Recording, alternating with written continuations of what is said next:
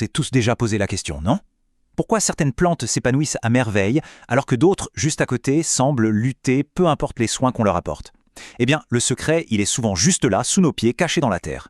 C'est un simple chiffre, et ce chiffre peut absolument tout changer.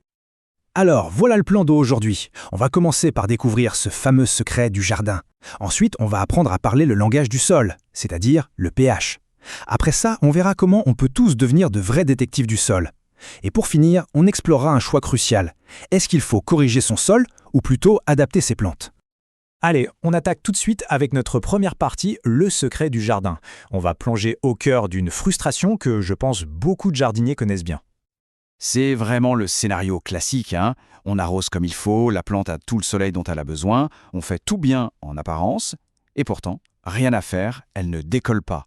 On se demande ce qu'on a bien pu rater. Eh bien, la réponse, elle n'est peut-être pas visible à l'œil nu, elle est bien plus profonde.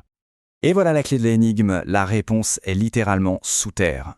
Tout se joue dans la chimie du sol, et tout ça, ça se résume à une seule petite valeur, un simple chiffre, le pH. Pensez-y comme le véritable chef d'orchestre de la santé de vos plantes. Bon, maintenant qu'on a identifié le coupable, passons à la deuxième partie. On va décrypter ce fameux pH. C'est un peu comme si on apprenait à parler le langage du sol, à comprendre ce qu'il murmure à nos plantes. Alors, le pH du sol, qu'est-ce que c'est concrètement? C'est tout simplement une mesure. Une mesure qui nous dit si le sol est acide ou au contraire alcalin, ce qu'on appelle aussi basique. C'est un peu comme un thermomètre chimique pour la Terre qui nous indique si les racines baignent dans un environnement plutôt acide, neutre ou basique. Cette échelle, elle va de 0 à 14. Le point d'équilibre parfait, c'est 7, c'est le pH neutre. En dessous de 7, on est dans l'acide et au-dessus, dans l'alcalin. La plupart des sols de jardin, ils se baladent entre 4,5 et 8. Et croyez-moi, le fait qu'un sol soit à 5,5 ou à 7,5, eh bien ça change absolument tout pour la plante. Mais alors, pourquoi est-ce si important? Imaginez le pH comme un portier à l'entrée d'un restaurant pour les racines. Si le pH n'est pas bon, le portier bloque l'entrée à certains nutriments essentiels. Le sol peut être plein de bonnes choses, mais si le pH est mauvais, la plante ne peut tout simplement pas se nourrir. C'est ça qui cause la chlorose, vous savez, ces feuilles qui deviennent toutes jaunes. La plante a faim, alors que le garde-manger est plein. Et le truc, c'est que chaque plante a ses petites préférences. C'est comme nous avec la nourriture. Les myrtilles, les azalées, les rhododendrons, eux, ils adorent les sols acides. C'est leur plat préféré. D'un autre côté, les lilas ou les pivoines, ils préfèrent un sol plus alcalin. Essayer de faire pousser une plante dans un pH qu'elle n'aime pas, c'est un peu comme la forcer à se battre tous les jours juste pour survivre. Bon, on arrive à la troisième partie et c'est là que ça devient amusant. On va enfiler notre casquette de détective du sol. Et la bonne nouvelle, c'est que pas besoin d'un laboratoire de chimie pour mener l'enquête. Il y a des astuces toutes simples pour découvrir le pH de sa propre terre. Première méthode, c'est le grand classique, le test de la cuisine. On va juste avoir besoin de deux choses qu'on a presque tous dans nos placards, du vinaigre et du bicarbonate de soude. C'est de la chimie de base, super simple et très révélatrice. Alors, comment ça marche? C'est un jeu d'élimination. On prend un peu de terre, on met ça dans un bocal et on verse du vinaigre blanc dessus.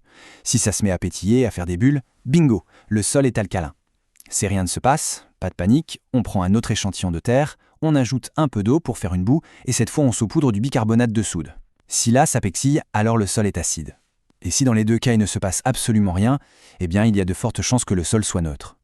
Deuxième méthode, pour ceux qui aiment les expériences un peu plus visuelles et un peu magiques, c'est le test du chou rouge. Oui, le chou rouge. C'est un indicateur de pH naturel absolument bluffant. Là, c'est tout simple. On fait bouillir quelques feuilles de chou rouge dans de l'eau, ça va donner un jus d'une belle couleur violette. On laisse refroidir ce jus et on en verse un peu dans un bocal avec notre échantillon de terre. Et là, on observe la magie. Si le jus devient rose ou même rouge, c'est que le sol est acide. S'il vire au bleu ou au vert, le sol est alcalin. Et s'il reste violet, le sol est neutre. C'est pas génial ça? Et enfin, troisième méthode, peut-être la plus simple de toutes, il suffit d'ouvrir les yeux et d'observer. La nature nous laisse des indices partout. Les plantes qui poussent toutes seules dans le jardin, celles qu'on appelle parfois les mauvaises herbes, sont en fait de précieuses informatrices. Par exemple, si on voit beaucoup d'orties ou de prêles, c'est un bon signe que le sol est acide. A l'inverse, si les pissenlits et les trèfles sont rois, on est probablement sur un sol alcalin.